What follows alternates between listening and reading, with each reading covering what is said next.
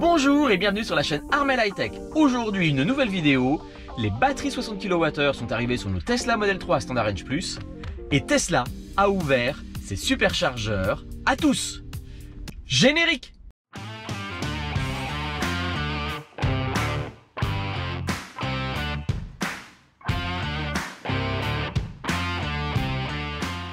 Bonjour et bienvenue à tous. Une nouvelle vidéo, l'actualité Tesla est en ébullition depuis maintenant 15 jours. Je n'ai pas voulu traiter quasiment en live les informations parce que quasiment tous les jours ça se précisait. Et aujourd'hui on va aborder ensemble deux thèmes. Un, les changements de batterie sur nos Tesla Model 3 Standard Range Plus, c'était déjà prévu. Et deuxième point, on va aborder avec vous l'essai que Tesla vient de lancer de l'ouverture de 10 stations de superchargeurs en Pays-Bas à tous. On commence. Première partie sur nos Tesla Model 3 Standard Range Plus. Mes abonnés à qui j'ai fait essayer ma Tesla Model 3 et qui a décidé de la commander, qui m'a envoyé le dimanche matin un texto. Bonjour Armel, c'est bon, commande faite pour une TM3 Standard Range Plus blanche. Tu as vu sur Automobile Propre, il y a des TM3 dispo avec un prix qui a augmenté et une batterie code BTF1. Je te dirai pour la livraison prévue vers décembre. Ah génial, félicitations, je vais regarder ça.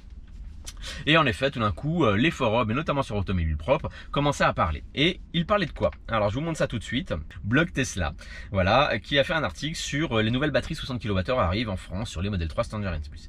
Et qu'est-ce qui s'est passé? Certains se sont aperçus sur les modèles disponibles, c'est-à-dire les modèles en cours de transit mais qui ne sont pas encore affectés, donc on peut encore commander. Donc avec un délai de livraison plus court que si on veut une configuration qui n'est pas encore en cours de livraison.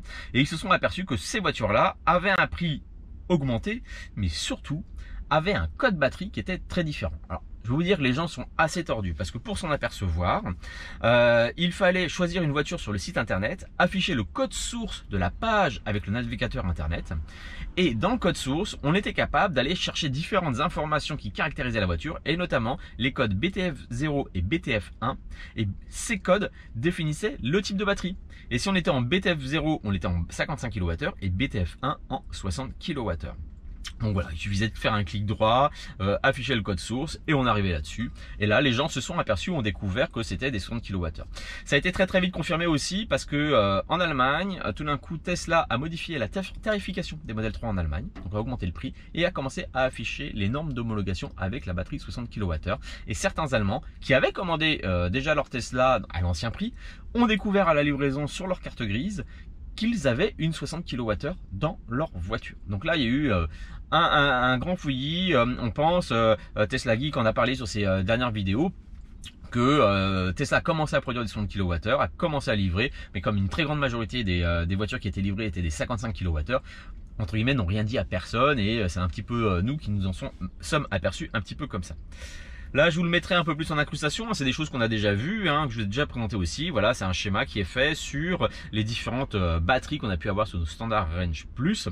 Et donc, jusqu'à présent, notamment la mienne, en livraison mai 2021, j'ai une batterie LFP 55 kWh. Donc, avec une norme WLTP de 448 km.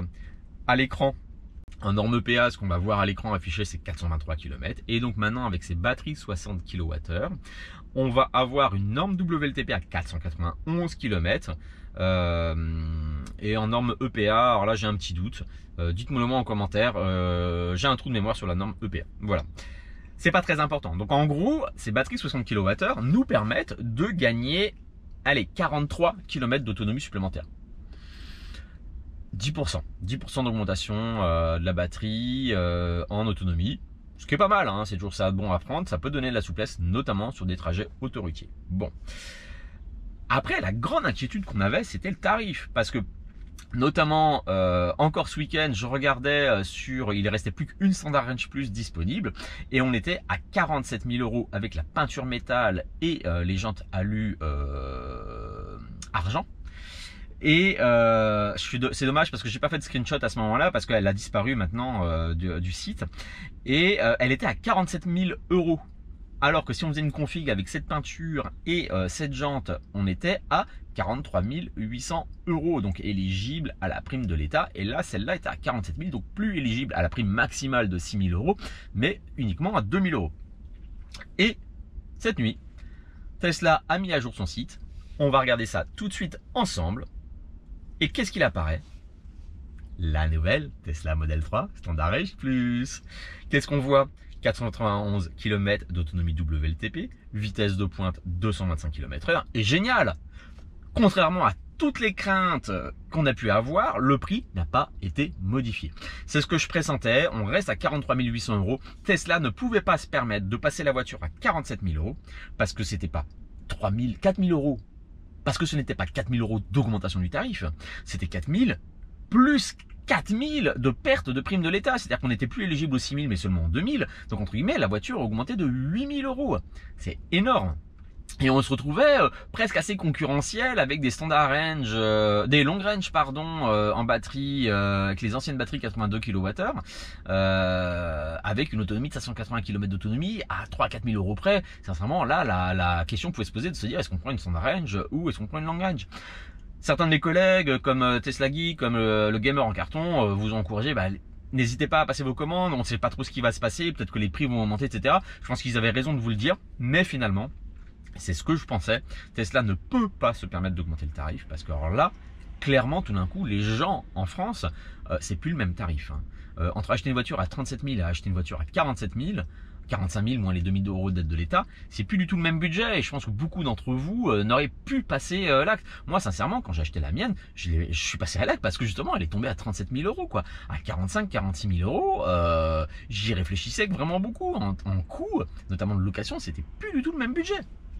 Mais, vous l'avez peut-être déjà aperçu, vous l'avez peut-être déjà vu, ce que personne n'avait vraiment anticipé, parce qu'on était tous vraiment restés localisés sur l'autonomie et le prix, c'est ça, regardez, performance, le 0 à 100, 6 secondes 1 contre 5 secondes 6, en batterie 55 kWh. Alors au début, on s'en est pas aperçu parce que la vitesse était restée affichée à 5,6. Pourquoi? Parce que Tesla a bugué un petit peu et nous mettait les 5,6 en norme EPA. En norme EPA, c'est 5,6 pour le 0 à 60 miles par heure, pas en km par heure. Et si on convertit les 5,6 miles par heure en km heure, on tombe à 6,1 km heure. Donc, la MMR, elle a pris un peu du bidon. Elle est un peu plus lourde. C'est normal, hein. C'est de la batterie LFP. Elle est déjà quand même assez lourde comme batterie. Et en augmentant sa capacité, forcément, la batterie est plus lourde. Et on reste sur les modèles, sur les moteurs AJ, c'est-à-dire les moteurs de 325 chevaux. Voiture plus lourde, moteur pas plus puissant, parce que c'est le moteur le plus puissant pour l'instant qui est proposé. La voiture perd un peu en performance. Légère diminution des performances. Bon, sincèrement, 6 secondes 1, 5 secondes 6... moi j'ai pas acheté une Porsche, je suis super content que la voiture accélère vraiment franchement. Je pense que 6 secondes 1 c'est encore largement suffisant pour conduire au quotidien en sécurité, pour doubler, s'insérer, etc. Donc si vraiment vous voulez une performance, une voiture beaucoup plus rapide, aller sur la long range ou la perf, mais bien sûr c'est plus du tout les mêmes budgets. Est-ce une bonne chose? Je pense qu'autant sur le modèle Y, c'est important parce que le modèle Y étant plus lourd, on a besoin d'avoir plus d'autonomie, donc plus de kilowattheures dans la batterie. Après, je peux comprendre que Tesla ne veut pas avoir 36 000 batteries sur le marché. Deux types de batteries, un type de batterie pour les performances long range, un type de batterie pour les standard range. Voilà, c'est comme ça qu'ils arrivent à être plus efficients. Voilà pour le premier sujet, dites-moi en commentaire ce que vous en pensez. On va passer tout de suite au deuxième sujet. Ce deuxième sujet, mais alors qui met en ébullition depuis hier 1er novembre l'ensemble de la Tesla sphère. Aïe, Tesla a ouvert à tous les superchargeurs. Select superchargers in the Netherlands are now open to all electric cars. Voilà, donc ce tweet est tombé hier et c'est comme ça que l'on a eu l'information. Alors calmez-vous, pour l'instant c'est un programme d'essai. Il y a 10 stations de superchargeurs qui ont été ouvertes aux Pays-Bas. Donc on peut trouver sur le site Tesla officiel, dans le menu assistance, c'est le programme pilote d'accès aux superchargeurs pour les véhicules non Tesla. Aujourd'hui, nous lançons notre programme pilote d'accès aux superchargeurs pour les véhicules non Tesla dans 10 stations superchargeurs aux Pays-Bas. L'accès à un réseau de recharge rapide étendu, pratique et fiable est essentiel pour l'adoption à grande échelle des voitures électriques. C'est pourquoi depuis l'ouverture de nos premiers superchargeurs en 2012, nous nous sommes engagés à développer rapidement ce réseau. Nous disposons aujourd'hui de plus de 25 000 superchargeurs dans le monde. Avec ce programme pilote, 10 stations sont désormais accessibles aux conducteurs néerlandais de véhicules non Tesla via l'application Tesla, version 4.2.3 ou ultérieure. Les conducteurs de Tesla peuvent continuer d'utiliser ces stations comme ils l'ont toujours fait. Nous suivrons avec attention la fréquentation de chaque site et continuerons d'être à l'écoute des commentaires de nos clients. Notre ambition a toujours été d'ouvrir le réseau superchargeur aux véhicules non Tesla. Et ce faisant, d'encourager davantage de conducteurs à opter pour un véhicule électrique. Cette décision s'inscrit logiquement dans notre mission qui vise à accélérer la transition mondiale vers une énergie durable. L'accroissement du nombre de clients utilisant les superchargeurs permet une expansion plus rapide du réseau. Notre objectif est d'apprendre, d'itérer rapidement tout en continuant à étendre le réseau de manière intensive afin de pouvoir accueillir des conducteurs Tesla et non Tesla dans chaque superchargeur du monde entier.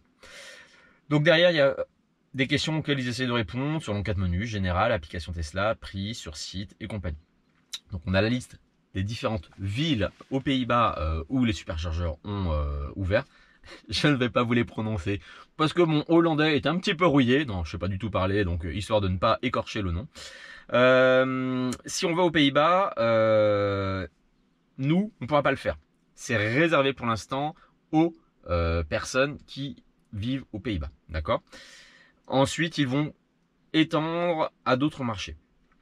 Les conducteurs Tesla peuvent recharger comme ils le faisaient normalement sans restriction géographique. Ils commencent par un nombre limité de sites. Je pense que voilà, c'est comme il le dit, c'est un programme d'essai. Ils vont permettre de vérifier le fonctionnement de l'application, les paiements, si ça fonctionne, l'identification de voiture. Il faut que voir si leurs bornes peuvent avoir des soucis de communication avec les voitures de différentes marques. Donc voilà, là on est vraiment en mode essai et Tesla va débroussailler un petit peu le truc pour voir si ils ont des problèmes d'échange, de communication, etc. Comme on peut le voir, parfois nous sur des bornes publiques, Unity ou autre, sur des bandes publiques, on a des charges qui se mettent en échec. Pourquoi? Parce qu'en fait, c'est des problèmes de communication. Faut se rendre compte qu'on a la borne qui communique avec la voiture, la borne qui communique avec un site. Voilà, donc on peut avoir des non-compréhensions. La Tesla, elle est programmée pour se recharger sur les bornes Tesla, mais ça c'est le glong, la batterie vient de se mettre en veille, si vous avez entendu. Et donc voilà, donc Tesla fait un test pour valider un petit peu tout ça. Donc l'application, je vais vous montrer tout de suite et je vais vous montrer une vidéo que j'ai vue hier soir d'un Hollandais qui a une Ioniq 28 et je vous mets ça tout de suite. Et sur sa Ioniq 28, il a été se brancher sur une station de supercharge hier et il a réussi à se charger. Qu'est-ce qu'on peut voir? Alors notamment sur l'application. Pour les non-propriétaires Tesla, quand ils vont revoir leur application, quand ils vont taper sur le profil, ils vont tomber sur ce choix de charger votre Tesla ou accéder à la commande. Donc même a priori sur l'application, on va pouvoir bientôt commander sa propre Tesla. Et donc en cliquant sur charger votre non Tesla, on va arriver sur une carte GPS et sur cette carte GPS, on va pouvoir localiser les différentes stations de superchargeurs sur lesquelles on peut se charger. Et donc en cliquant dessus, on va donc arriver à ce panneau sur l'application Tesla. Donc vous voyez, Netherlands, 200, donc là on est sur une station V3, 250 kW, on voit qu'il y a 20 bornes disponibles sur 26. Et les informations qui sont très importantes, voilà, le tarif. On voit que le tarif annoncé est de 57 centimes d'euros du kilowatt. Et en dessous, payer 24 centimes d'euros du kilowattheure avec adhésion, parce que ils vont proposer a priori un abonnement leur permettant d'avoir un tarif avantageux. Aux Pays-Bas, il y a un grand réseau concurrent de Unity qui s'appelle Fastnet, et Fastnet est en tarification au kilowattheure là-bas.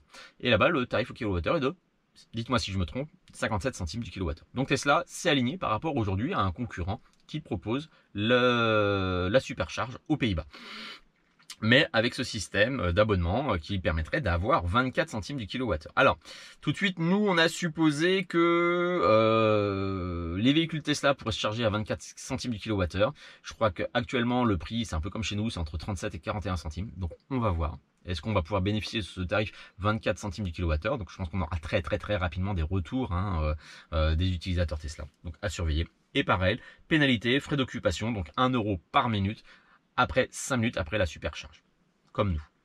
Vous voyez en dessous que on va pouvoir donc choisir la borne pour se charger.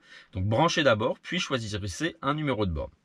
Je vous remets tout de suite la vidéo de notre collègue aux Pays-Bas. Vous allez voir donc comment il a procédé pour se charger. Voilà. Donc il branche. Donc bien sûr, ça ne sera adapté qu'aux voitures qui ont une prise combo CCS. Pas de bol pour les chats démo. Vous branchez la prise Tesla comme d'habitude. Et ensuite, avec l'application Tesla, il va falloir identifier la borne sur laquelle vous êtes branché. Donc là, il était sur la 3C. Il appuie, ça lance la charge. Donc vous voyez qu'il est en train de communiquer avec la voiture. Et ensuite, voilà, en allant dans sa voiture, on va voir tout de suite que sa voiture commence à charger. Et là, bon, c'est une Ioniq, donc il commence à charger à 47 kW, il va monter à 67 ou 68 kW de puissance. Voilà, je vous passe un petit peu le truc et on arrive tout de suite sur la fin où on va voir, voilà, sa charge, c'est fini. Il a rechargé 7 kWh pour 3,99 €. Et pour stopper sa charge, eh ben, c'est génial parce qu'ils vont pouvoir faire comme nous. Et voilà, il va saisir, regardez, sa poignée. Il va appuyer sur le bouton longtemps comme nous pour arrêter la charge, débloquer la prise et sortir. Alors il faudra voir si avec des voitures comme la Volkswagen ID3, parce que la voiture Volkswagen ID3, il faut ouvrir la voiture avec la clé pour pouvoir déverrouiller la prise. Est-ce que appuyer sur le bouton déverrouiller la prise, etc. Voilà, il faudra qu'on teste. Donc voilà un petit peu ces premiers retours d'essai. Alors qu'est-ce qu'on a d'autre, parce que c'est des inquiétudes quand même que l'on a pas mal. Donc Tesla a mis en place aussi dans son application pour les non-utilisateurs Tesla une bonne conduite à tenir. Garez-vous correctement pour vous brancher. N'occupez pas plusieurs places pour vous brancher. Pour l'instant, c'est juste un message d'intention de Tesla. C'est juste un conseil pour faire appel à notre civisme, etc. Regardez le civisme. Donc là, je vous montre, c'est des screenshots qui ont été faits. Alors là, on a une Polestar. L'avantage de la Polestar, c'est que sa prise de charge, elle est comme nous sur les Tesla, elle est à l'arrière gauche. Donc vous voyez, sur la Polestar, ça lui pose pas de souci d'arriver à se brancher et à se connecter. Là, ici, vous allez voir, on est sur une Audi. Et Audi, donc la prise est à l'avant gauche. En tout cas, là, il s'est branché à l'avant gauche. Vous avez remarqué? Il s'est branché à l'avant gauche. Il n'est pas garé du bon côté. Il a dû se garer sur la place d'à côté de la borne pour pouvoir brancher sa voiture. Parce que nos câbles sont de superchargeurs Tesla, on en a déjà parlé, ils sont très courts. Et là, on a l'exemple d'une Audi e-tron, voilà, qui occupe la place à côté de la place affiliée à la borne. Donc, on se retrouve à avoir deux bornes bloquées pour qu'une voiture charge. Donc, on va voir comment Tesla va réagir. Moi, je souhaiterais bien que Tesla fasse une blacklist, que Tesla identifie tous les modèles de voitures qui ne peuvent pas physiquement se brancher sans occuper de façon illicite les places voisines. Et à ce moment-là, les empêcher de charger. Leur indiquer au moment où ils veulent se charger, désolé, votre voiture n'est pas éligible au programme, et de n'autoriser que les voitures qui vont pouvoir se charger correctement. Voilà, donc pour moi, c'est surtout ce problème technique qui m'inquiétait parce que contrairement à la réaction d'un certain nombre d'entre vous, j'ai vu Tesla Rivera qui a fait un sondage et aujourd'hui, sur son sondage, 30 personnes étaient vraiment opposées, non, étaient d'accord. 40% ne savaient pas trop se prononcer, puis les autres étaient plutôt opposés. Moi, j'y suis plutôt favorable. Pourquoi? Parce que Tesla est un des seuls à avoir cette capacité à déployer des bornes, mais de façon massive. Tesla vient d'inaugurer une nouvelle usine de fabrication de bornes de supercharge. Ils nous ont montré encore cette année qu'ils sont capables de monter des nouvelles stations de supercharge avec minimum 20 stèles, notamment au Mans. Et donc voilà, moi ça m'inquiète pas. Beaucoup vous disent oui, mais l'été prochain, comment ça va se passer? Vous allez voir, Tesla va déployer des bornes à gogo et ils ont un marché à prendre. Si Unity, Total font encore les midinettes à développer leur truc, mais vous inquiétez pas. Les supercharges, il y en aura. C'est Tesla qui va remporter le marché et c'est une manne financière énorme. Vous vous rendez compte? 57 centimes. Je vous ai pas montré, mais l'abonnement, il est à 13 €. Tesla propose un abonnement à 13 € pour ramener la supercharge à 24 €. Sincèrement, moi j'ai déjà fait le calcul, parce que on a aussi Unity maintenant propose un abonnement. Volkswagen propose aussi un abonnement qui nous permet de descendre à 36 centimes de la minute chez Unity. C'est super intéressant. Mais moi, à 15 € par mois, je me branche pas suffisamment en superchargeur pour écraser ce prix de cet abonnement. Parce qu'un abonnement sur l'année, à 13 €, on est quand même, si je ne me trompe pas, à quasiment 150 € par an. 150 € par an de supercharge pour ensuite bénéficier d'un tarif. Moi, je l'amortis pas ce prix-là. Peut-être que les très très gros rouleurs, et je pense que c'est sans doute eux qui vont viser, l'abonnement sera intéressant. Voilà, je connais pas le marché, on verra un petit peu. Mais 57 centimes du kilowattheure, c'est cher. C'est concurrentiel par rapport aux offres hors Tesla, mais ça reste cher. Voilà, bah écoutez, je voulais revenir sur ces deux points avec vous, parce que c'est des grosses actualités, c'est des grands changements, notamment l'accès au superchargeur pour tous. Posez toutes vos questions en commentaire. Merci d'avoir regardé la chaîne Armel High Tech, et à bientôt pour une prochaine vidéo.